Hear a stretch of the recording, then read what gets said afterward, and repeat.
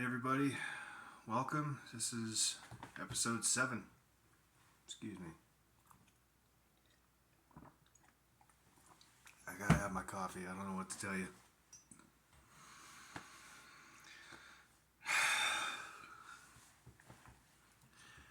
Tonight's episode, it's gonna be a bit of a dark one. This is about how I got into and eventually got out of using hard substances, like meth in particular. When I was 18, I had, I think the March of that year, I had smoked weed for the first time. And it was nothing like I had been told growing up. You know, like I didn't get crazy dark circles under my eyes. I wasn't acting all weird. My first blunt, I think I just sat down on my bed and read for like 4 hours straight, which, you know. But eventually down the line, I started graduating into other stuff. I had went from that to synthetic marijuana. Some of you might know it as Spice or K2. But, you know, after a while of doing that, I eventually graduated to amphetamines. Because me in particular, my body, I can't process opioids. It just doesn't work. I mean, I'm sure they work to some degree on me, but I also have a negative reaction to it every time. You know, opiates in pill form, they make me barf violently for no reason. Just the worst heartburn I've ever had. Intravenous morphine, like for one instance, I had gotten in the hospital for my pain related to pneumonia that I had contracted at one point. That just made my muscles feel like they were on fire. There was no comfort in that whatsoever. So I'm actually thankful for that, because I never got the chance to be lost on opioids, and I knew that if my body didn't reject that stuff, I would have never dug myself out of that hole. There would have been nothing you could do. There would have been nothing I could do. You know, just write me off. It was December 2013, first time I tried meth. And up to that point, like, I had made a couple of friends who were on the stuff, and they had done it so often. I just was inquiring, like, what's it like? You know, what's the appeal? Because it looks scary, you know. Because to a kid from the southeast, you know, even though the town I grew up in won't even rent to locals, because the motels won't even rent to locals because of all the hookers and heroin going through it. You know, even for somebody who grew up there, like, to me, like, meth just looked and sounded scary. You know, as it should.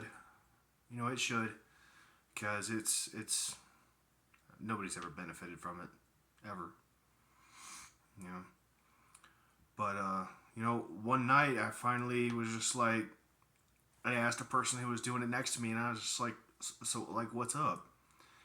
And they told me I can't remember the exact words they used, but they were trying to convey that it gives you a lot of energy. And I was feeling like crap that night. And I asked, I was like, okay, well, what does it taste like? And they said, it tastes bitter. Bitter. Bitter was the word they used. And I remember the first time I tried it with them that night, it tasted like the vapor, because we were using a little bubble. Now, you probably don't want to know this, because I hope you never have to use this information. But when someone smokes meth, what they'll typically have is what's known as a bubble or an oil burner. It's a little glass stem with a bulb on the end of it, and that bulb has a hole at the top for whatever. You hold your lighter underneath it to melt the crystals down, And once the crystals are melted down long enough, you spin that bowl and that produces a vapor, which you then inhale. Don't ever do this, by the way. I'm not advocating this. I've had plenty of experience with it. Learn from my mistakes, okay? And here are a few of these mistakes. First one was doing it in the first place. Well, let's just get that out of the way. The first mistake I made was even fucking with it to begin with.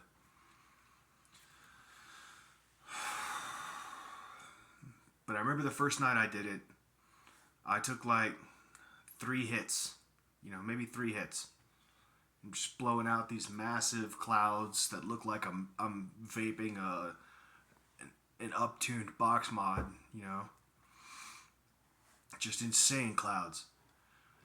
And then, being December in Phoenix, a lot of people think, well, it's a desert. It doesn't get cold. It gets cold. That night, it was about 36, I think. So, while other people are huddled up on the sidewalk, freezing to death, I'm walking around town, singing at the top of my voice with my shirt off. It's that gnarly. I could still think, but I wasn't thinking the way I normally would. Duh, you're on meth. What do you expect? But it's basically synthetic adrenaline. I knew a guy who, at that point, had survived a car accident with like a crushed skull. Because of all the meth in his system, it kept his heart going. Like I said, it's just synthetic adrenaline. It's made from drain cleaner and battery acid. So, after a while, I'd gotten pretty much used to it. I was fully in the tweaker circles and whatever. But I had made 2 rules for myself. One, I was never going to keep my own pipe, because that would just invite more around me, because people were always going to have it and they were always going to need something to smoke out of. I didn't want to put myself in that position. Even though I wanted to have it, it was like very illegal. Just having a little bit of it on you with the pipe, you're looking at felony time at that point. It's before they really relaxed on the stuff.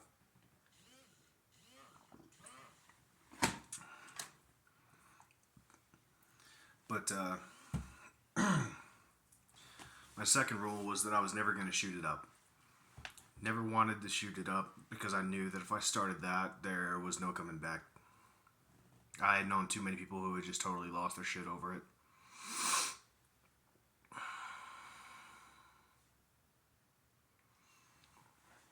And, you see a lot of stuff when you're up for 3 days straight. You see a side of civilization that nobody else gets to see. Once you've become inducted into that part of culture, you begin to inhabit the liminal spaces between civilization and chaos. You will see some of the most disturbing things you can imagine.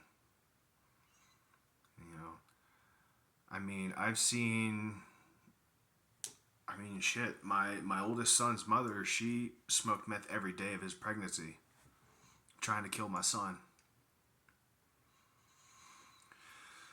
So, on top, we had split up before I knew we had conceived, because I was just tired of her cheating on me. She would keep bouncing back and forth between me and this other guy who was literally retarded. And I'm not going to even say his name. It's not worth it. I think I fought that guy like twice and beat his ass, but I don't know. He's just not somebody you want to keep around. So I split up with her. And then she immediately goes and starts hooking up with the guy that she was getting her meth from. And so she did that every day of the pregnancy. She, 9 months along, getting ready to pop, standing out the side of the road, the rest of her body scrawny and shit, with a sign, with a piece of cardboard, collecting money just so she can go get high again. I wasn't even told my son was born until 2 weeks after the fact. I didn't get to, I wasn't able to be there for his birth. You know, when I confronted her about that, she claimed she had people looking for me. It's a fucking lie. I was literally just in the next town over. Everybody knew where I was. Everybody knew who I was. I was not hiding. And honestly, yeah. But as soon as my oldest son was born, they tested his umbilical cord blood, saw all the meth in his system, and immediately CPS just yanked him. He got adopted out, and last I heard he was doing okay. He is now, my oldest son is going to be 12 years old this year, and he's never met me.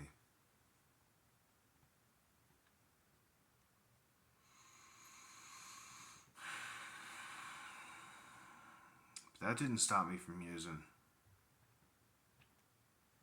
I just kept going.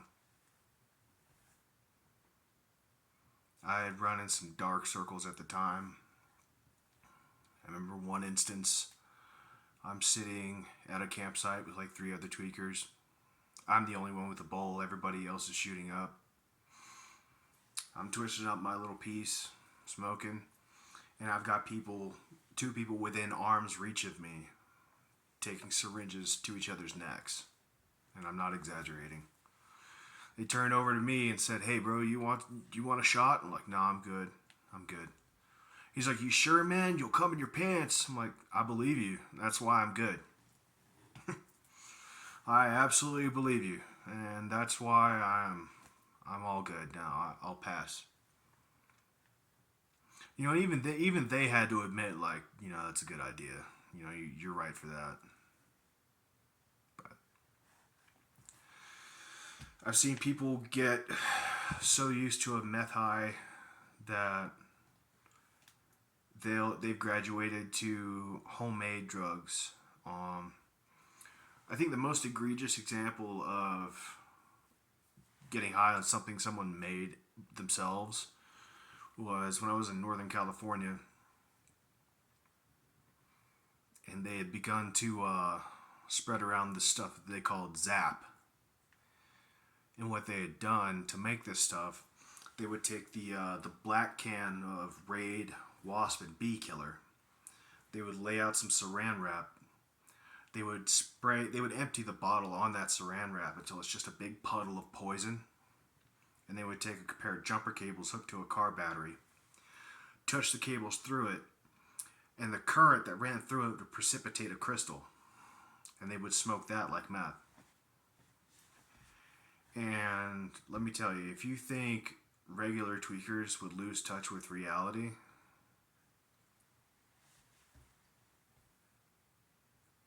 I mean, these guys were actually spazzing out. You know, they screaming at the air, just complete gibberish. Just like they're having a grand mal seizure on their feet while they're walking down the street, just yelling at nothing.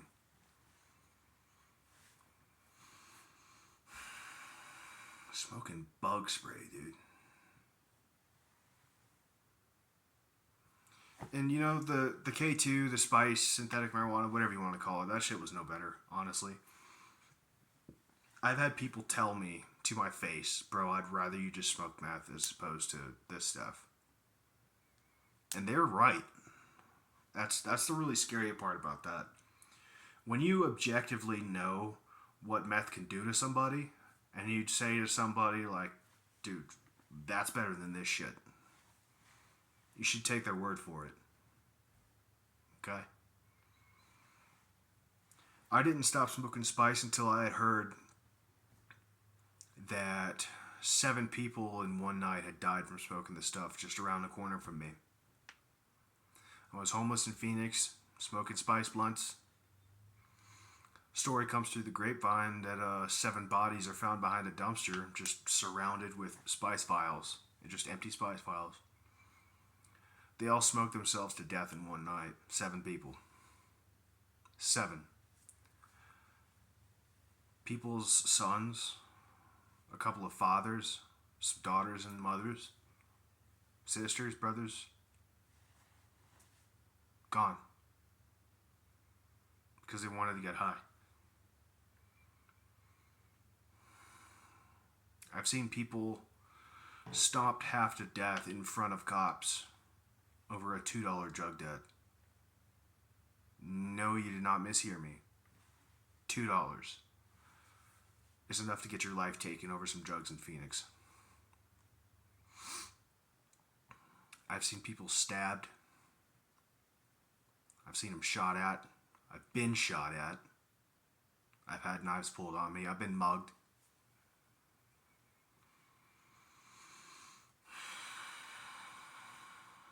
It's not enough to tell people just don't do drugs. People need to understand why. People need to understand what this stuff does to you. Because too many of them don't know.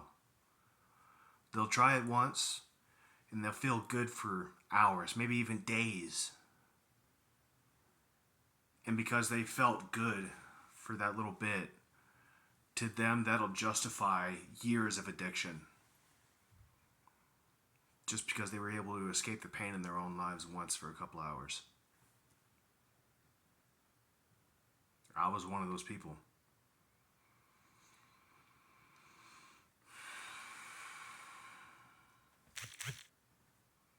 I've lost people to this stuff.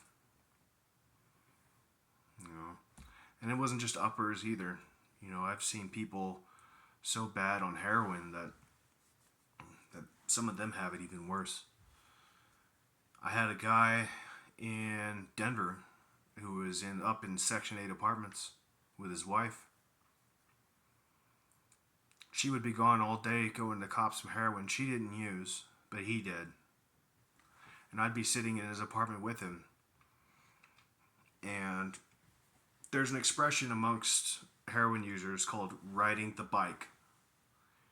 And this is when the heroin starts to leave your system and you get dope sick really bad. Like you're puking, you've got a fever, you're shivering like you got the flu. But where the riding the bike thing comes from is when you're laying on your side and your muscles can't stop convulsing to where you're just kicking. You're just kicking at the air like this. And it's called riding the bike. That's like one of the heaviest stages of dope sickness. And this guy, when he finally got his fix at the end of the day, he was good for maybe 20 minutes. And then he's right back to riding the bike. He was physically dependent on it by that point. For him to quit cold turkey then would have killed him. So, yeah, it's not enough to just tell people not to do drugs. You gotta show them what happens to somebody when they get that far down. But then comes their young hubris. Oh, that could never happen to me. I'm too smart for that. I know a man who was smart enough to build a prototype time machine in his basement. He had messed up, and there was just a frozen field around this machine he had built. This machine was about the size of a basketball. And he was experimenting with propulsion at above light speeds. So his theory was that if you could create a temporal field around your vehicle, you could achieve faster than light speeds without applying the centrifugal force that would turn you into a smoothie. But the machine broke. He never got around back to fixing it because his neuropathy led him to opiates. This man's neuropathy was so bad, he couldn't tell the difference between sex and a kick in the nuts. feeling wise. And for those who don't know, neuropathy can be numbness or a lack of sensation, but for him and many others, it's like that feeling of, it's like that pins and needles feeling after you lay on your arm wrong and it goes to sleep. Multiply that by an order of magnitude as far as intensity, and then spread it all over the body. And it never stops. Never.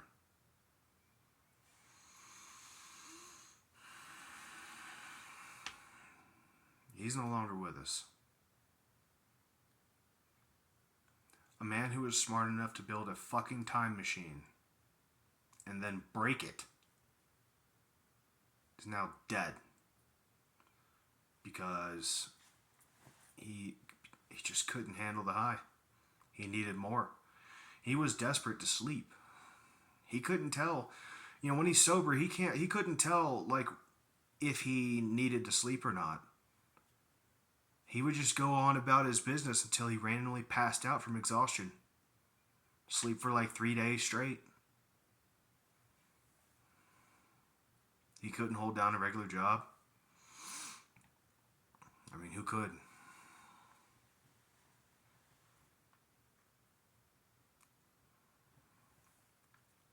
These substances will take away everything that is important to you.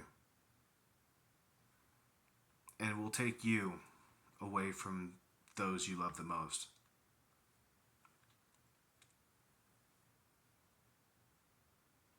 There is no reality in which it's worth it.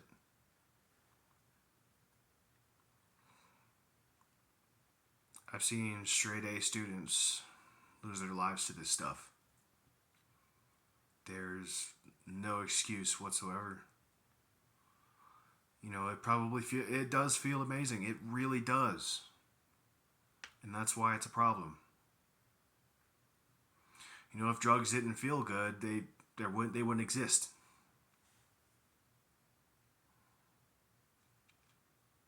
But in the end of the day, you gotta choose. Which is more important to you? Your life or this temporary feeling? And a lot of people are in such a dark place in their lives that they will take that temporary feeling every day of the week and twice on Sunday. I've lived with them. I know them. I was them. So if you know somebody who is considering trying these things, don't hold back. You show them exactly what this life gets you. You show them this video. Take them to Skid Row in LA. Take them to Kensington over in Philly. Take them to Saginaw in Flint. Hell, take them to Civic Park in Denver.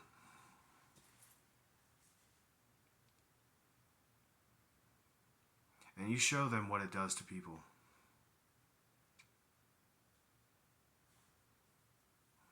And you have to make it very clear to them, no matter what your intentions are, if you start down this path, if you ever come back up for air after that point, you're not going to be the same as when you went in. It's going to strip every bit of humanity from you. And you will witness and take part in the darkest, most disturbing things a person can do. All to chase that next little hit. I've had friends killed for this stuff. I've had friends commit killings for this stuff.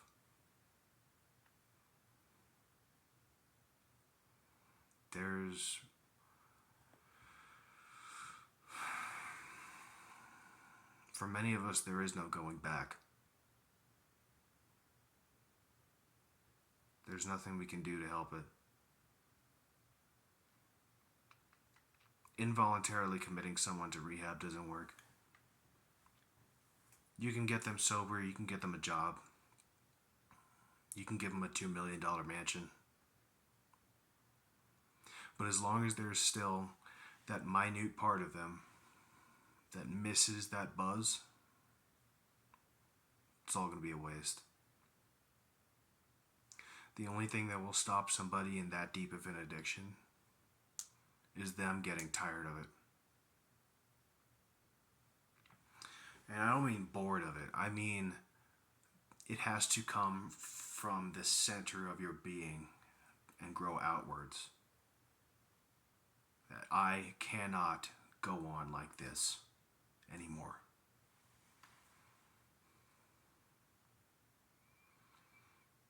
So if you know somebody who's struggling with this, don't just give them everything. Don't try to make them comfortable. That's just going to incentivize it more. As dark as it is, we have to learn from our mistakes, and a lot of times we have to do it the hard way. That's why these safe injection sites don't work. That's why decriminalization doesn't work. That's why free Section 8 housing to addicts does not work. It only makes it worse.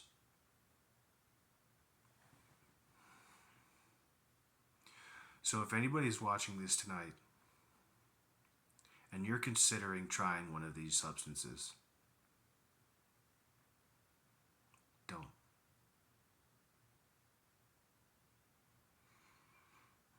Like, comment, share, subscribe. If you have any loved ones out there that are struggling with this, let them know you love them, but don't enable it.